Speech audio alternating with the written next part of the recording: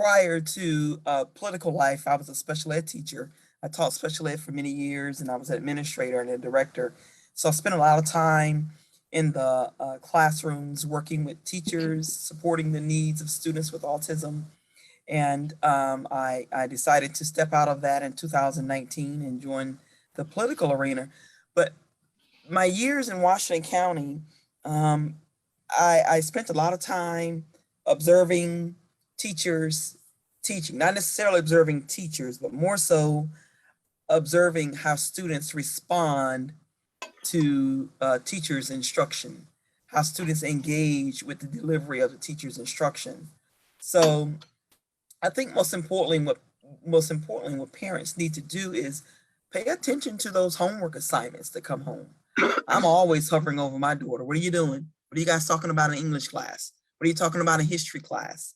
What are you talking about in philosophy? That's another tricky class where, she's taken this year, and they engage in some pretty heavy conversations. So I think as parents, we have to be involved in the learning of what our children are getting in school.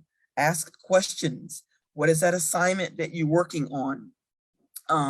And certainly if there's anything that's controversial or that you think that might be a little bit too hairy, reach out to your child's teacher. I've done that before. What's up with this book, Dante?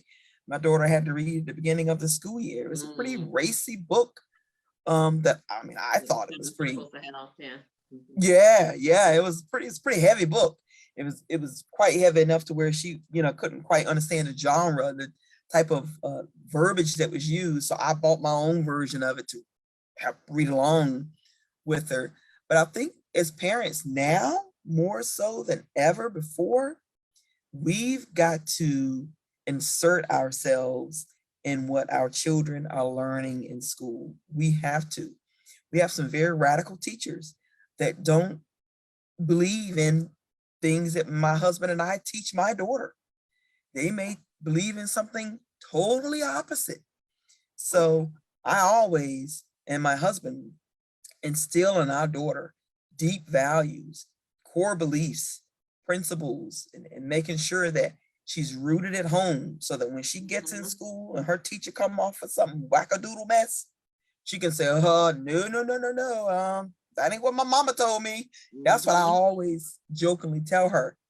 If someone says something to you or try to teach you or impose some thought on you that is contradictory to what me and your dad say, you have to respect your teachers, but hold on to those teachings.